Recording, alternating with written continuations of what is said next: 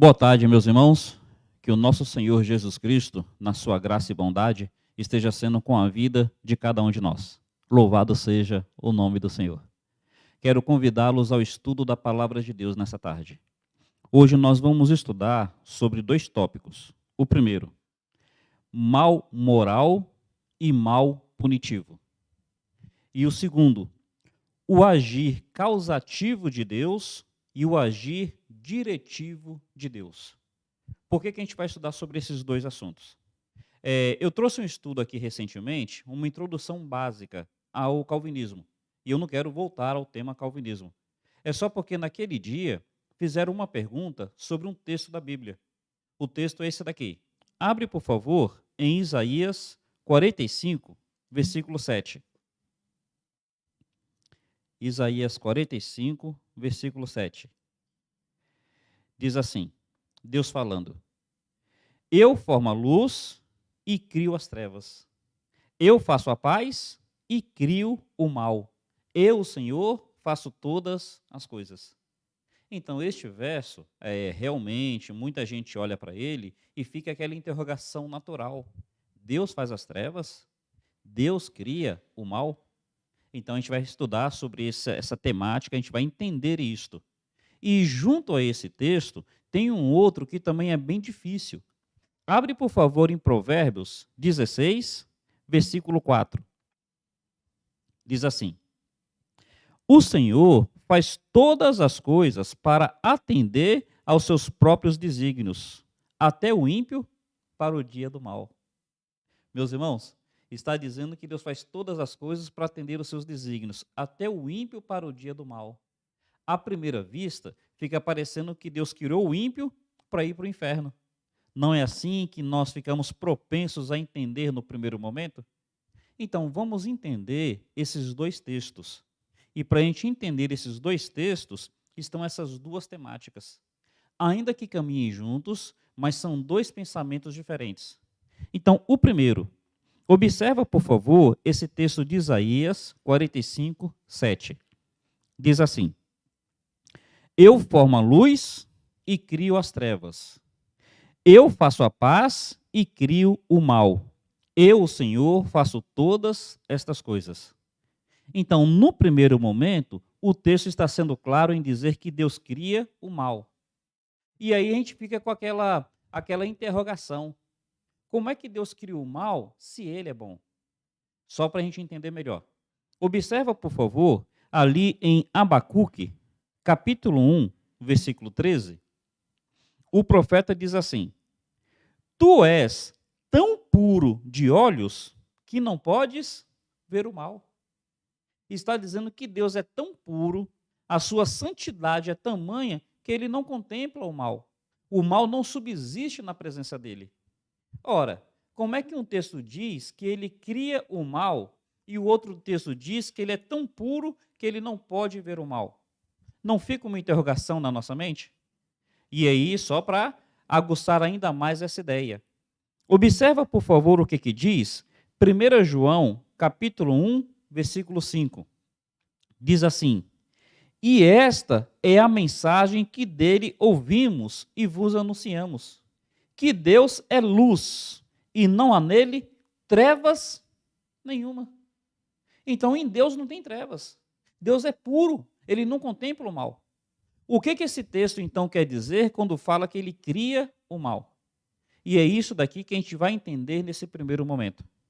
Meus irmãos, quando a gente fala mal, automaticamente a gente fica inclinado a pensar no mal moral.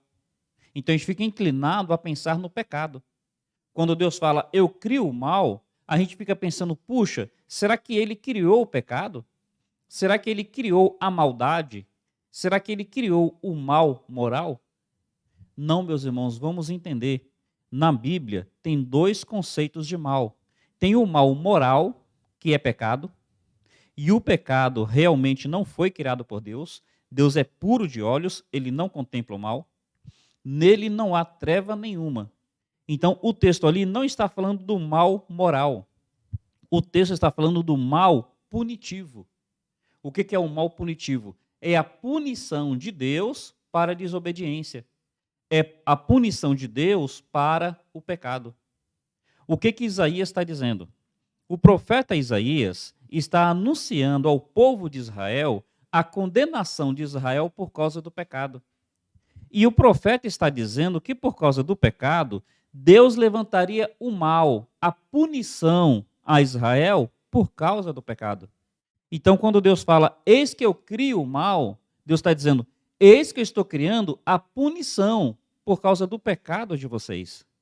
Nós vamos perceber isso em outras passagens da Bíblia.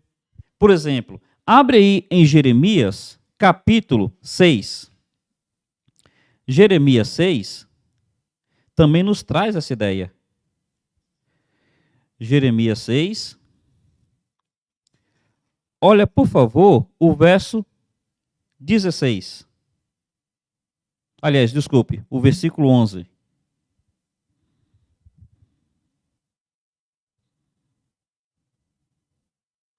Jeremias 6.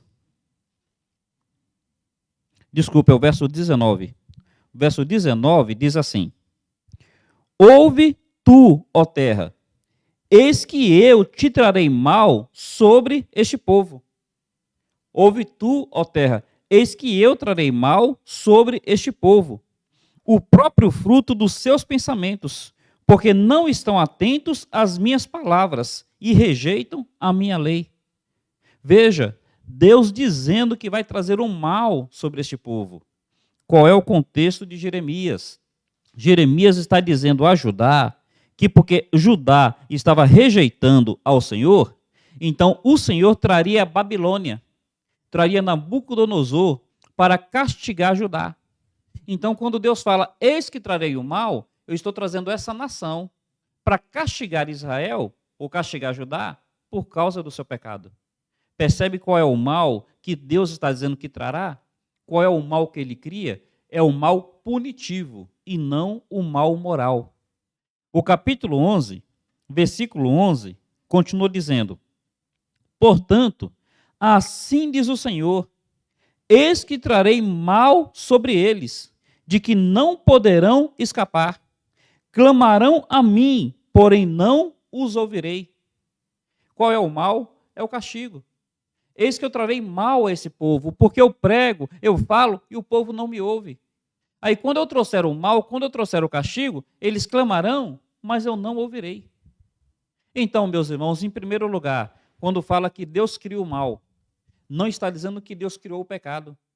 Não está dizendo que Deus criou a desobediência, que Deus criou a maldade. Está dizendo que Deus criou a punição para a desobediência, a punição para a maldade, a punição para o pecado. O que isso quer dizer? Vamos pensar aqui. O castigo, ele é bom ou ele é mau? A cadeia, ela é boa ou ela é má? O inferno, ele é bom ou ele é mau? No sentido moral, o pai que está disciplinando o filho pela desobediência, ele não está cometendo pecado. O pai que dá umas palmadas no filho pela desobediência do filho, o pai não está cometendo pecado. A sociedade, quando ela pune um infrator pela sua infração, a sociedade não está cometendo maldade. Quando Deus castiga o homem por causa do pecado, Deus não está cometendo maldade. O que está acontecendo? A criança, quando ela está tomando a palmada, é claro que para ela não está sendo algo bom, está sendo algo mal. Não no sentido moral, no sentido punitivo. É claro que a cadeia, para quem está sendo preso, não está sendo algo bom, está sendo algo ruim, mas não no sentido moral, no sentido punitivo. A punição para quem recebe não é bom, é ruim. Mas veja, essa punição, esse mal punitivo, está promovendo um bem moral. O mal punitivo está promovendo um bem moral. Porque a criança ela é castigada, porque a criança recebe um mal punitivo, ela acaba desenvolvendo um caráter moral, de saber o que é errado e de fugir daquilo que é errado.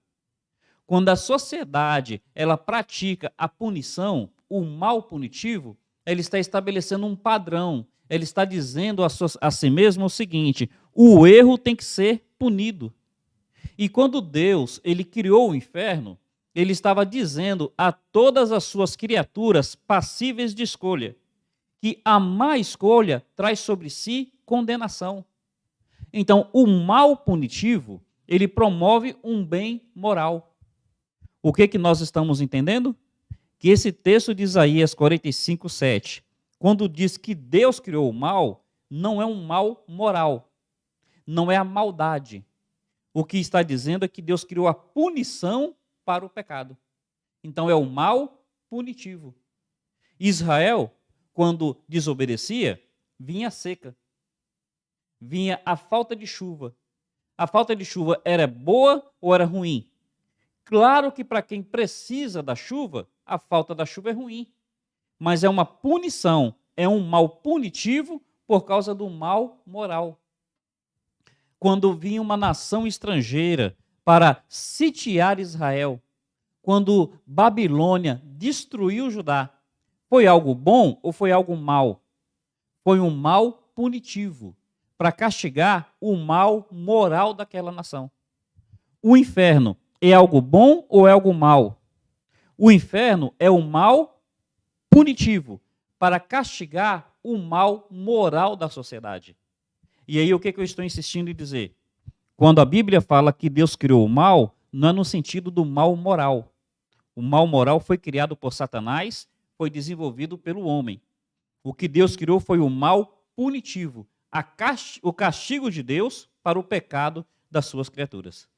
Essa é a primeira compreensão, e aí a gente falou sobre mal moral e mal punitivo. Entendendo que ficou mais ou menos claro essa questão do mal, eu queria agora falar sobre esse texto de Provérbios. Volte, por favor, para Provérbios 16, versículo 4. Lá então está dizendo assim: o Senhor fez todas as coisas para atender aos seus próprios desígnios, até o ímpio para o dia do mal. Quando nós lemos esse texto hoje, nós ficamos induzidos a entender que Deus criou o ímpio para ir para o inferno. Meus irmãos, vamos entender. Provérbios foi escrito 1000 anos antes de Cristo, cerca de 1000 anos antes de Cristo. O que Provérbios estava dizendo naquele contexto? Estava dizendo o seguinte: olha, o homem, por causa da sua desobediência, a nação, por causa da sua desobediência, ela é afligida por outra nação. Aquela aflição vai ser uma calamidade, vai ser um mal. E quem é que vai trazer esse mal? O ímpio que está vindo contra a nação de Israel. Então, o que o texto está dizendo é que Deus, ele criou uma punição para a nação rebelde. E essa punição é trazida pelo ímpio. Aí o que a gente vai entender aqui um pouquinho melhor? Deus nunca é pego de surpresa. Deus nunca é pego de surpresa. O Senhor dá propósito para as coisas que as criaturas, na sua rebeldia, fazem. Vamos entender um pouco melhor. Deus intencionou que Satanás causasse mal a Jó? Claro que Deus não intencionou. Mas Deus usou aquilo que Satanás estava fazendo para Jó, para que isso promovesse em Jó melhoras para a sua vida. Então Deus deu propósito. Deus deu um propósito para aquilo que Satanás estava fazendo. O que acontece? Satanás, no coração dele, o que ele queria era sabotar a vida de Jó. Queria fazer com que Jó negasse o Senhor e se afastasse completamente de Deus. Deus, ele permitiu que Satanás fizesse os seus intentos. Mas o que Satanás quis fazer não aconteceu. Pelo contrário, Jó, ao invés de se afastar de Deus, ele se aproximou ainda mais. Jó, ao invés de negar o Senhor, ele passou a conhecer o Senhor ainda mais. Tanto é que Jó termina dizendo: antes eu te conhecia, Senhor, só de ouvir, mas agora os meus olhos te veem. Satanás, ele não queria que Jó conhecesse mais o Senhor. Ele queria que Jó se afastasse do Senhor. Só que Deus usou as iniciativas de Satanás para que Jó crescesse mais na sua fé. Percebe então? Deus usa todas as coisas, ele dá fim, ele dá significado a todas as coisas, até aquilo que as criaturas fazem com más intenções. O ímpio, já que o ímpio surgiu, Deus vai usar o ímpio para punir a nação de Israel. Vamos pensar um pouco mais para a gente perceber esses exemplos na Bíblia. Quando Paulo fala do seu espinho na carne, Paulo diz que era um mensageiro do diabo que vinha para esbofeteá-lo. Esse mensageiro tinha a intenção de naufragar a fé de Paulo. Tinha a intenção de fazer com que Paulo cada vez mais se sentisse longe de Deus. Só que Deus acabou usando essa situação para que Paulo pudesse desfrutar de uma porção especial da graça de Deus que até então Paulo não conhecia. Aí pergunta para o diabo: você queria ajudar Jó? O diabo vai dizer: não, eu nunca intencionei isso. Mas o que acontece? Deus acabou usando da iniciativa do diabo para abençoar Jó. Quer dizer, Deus, ele dá fim para todas as coisas.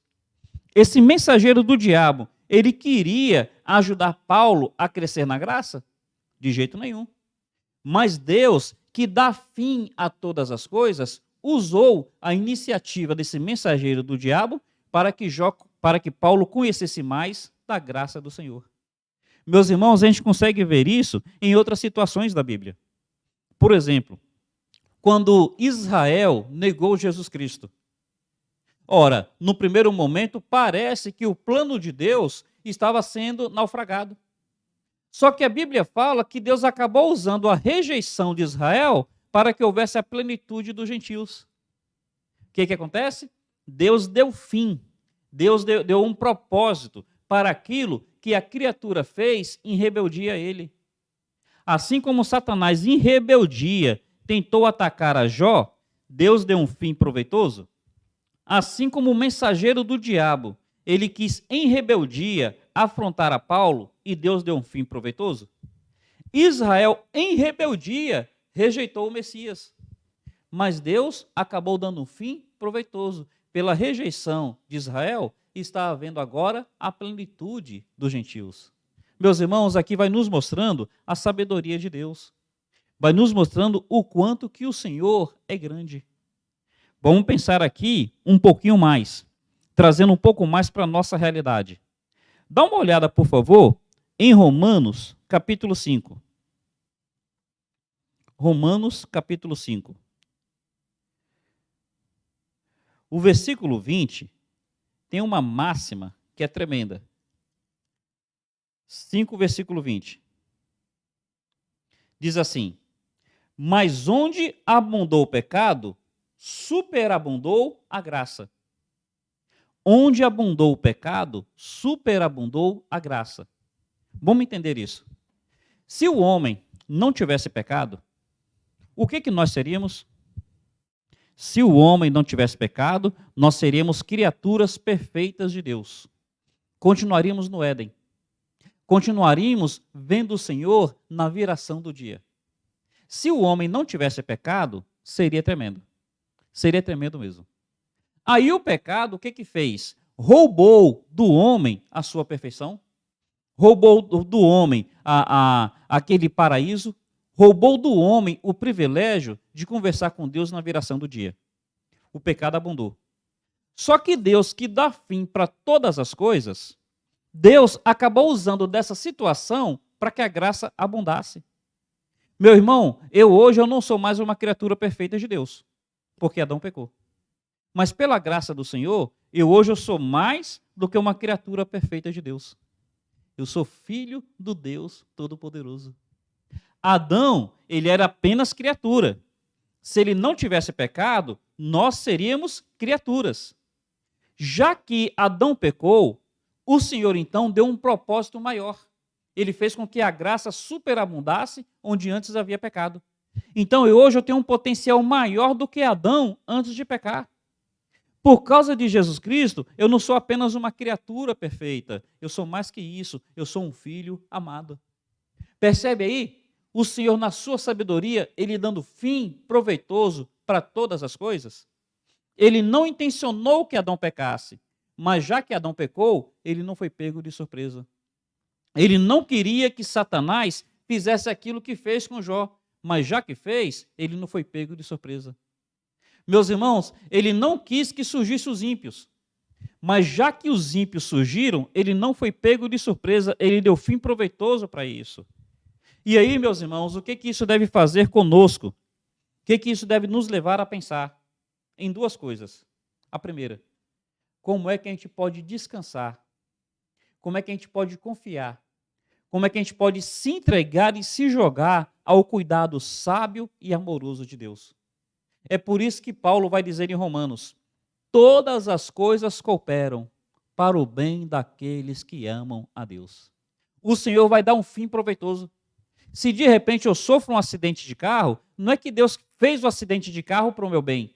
Mas já que o acidente aconteceu, estamos num mundo onde haverá tribulações, Deus vai fazer com que esse acidente produza algo bom na minha vida. Percebe o que o texto está nos levando a entender? Que o Senhor nunca vai ser pego de surpresa. Já que virá o câncer, porque a terra é maldita, o meu corpo é corruptível, então o Senhor, ele vai fazer com que o câncer de alguma forma coopere para o bem daqueles que amam a Deus. O Senhor nunca é pego de surpresa. Louvado seja o Senhor. Onde houver pecado, o Senhor fará com que a graça superabunde. Ele nunca será pego de surpresa. E, meus irmãos, além disso, uma outra lição que fica para nós. Abre, por favor, em Provérbios, capítulo 25, e aqui a gente vai encerrar. Provérbios 25, versículo 2. Diz assim: a glória de Deus é encobrir as coisas, mas a glória do rei, dos reis, é esquadrinhá-las. O que esse texto está dizendo? A glória de Deus é criar os mistérios, e a glória do homem é descobrir esses mistérios. Deus, ele cria coisas que aos nossos olhos no primeiro momento são confusas. Aos nossos olhos no primeiro momento são difíceis de entender. Mas conforme a gente vai esquadrinhando essas coisas, a gente vai pensando nessas coisas, a gente vai percebendo nessas coisas, a gente vê a glória do nosso Deus. A glória do Senhor em cobrir as coisas. A alegria do homem é ir descobrindo essas coisas. Meus irmãos, nos entreguemos mais ao agir do Senhor. Confiemos. Nem tudo a gente vai conseguir entender. Mas, meus irmãos, naquilo que a gente entende, a gente não vê a sabedoria de Deus? Naquilo que a gente entende, a gente não vê o seu amor e a sua grandeza? Meus irmãos, em cima disso, quando a gente não entender algo, continuemos confiando em Deus. Ele é sábio, Ele é poderoso e Ele nos ama. E Ele disse: todas as coisas cooperam, todas as coisas Ele fará cooperar para o bem daqueles que amam a Deus. Louvado seja o Senhor. Como não pertencer a esse Deus tão maravilhoso? Como não nos regozijarmos nele? Como não nos maravilharmos por pertencer a esse Deus que nem mesmo a seu próprio filho poupou, antes o entregou por todos nós? Louvado seja o nome do Senhor. Que o estudo dessa tarde, de alguma maneira, tenha sido elucidativo, tenha aberto os nossos olhos, tenha nos levado a refletir. Mas, acima de tudo, que o estudo nessa tarde tenha nos levado a mais e mais apreciarmos o Deus a quem nós pertencemos. Que a boa mão do Pai seja com a sua vida. Um carinhoso abraço. Até mais.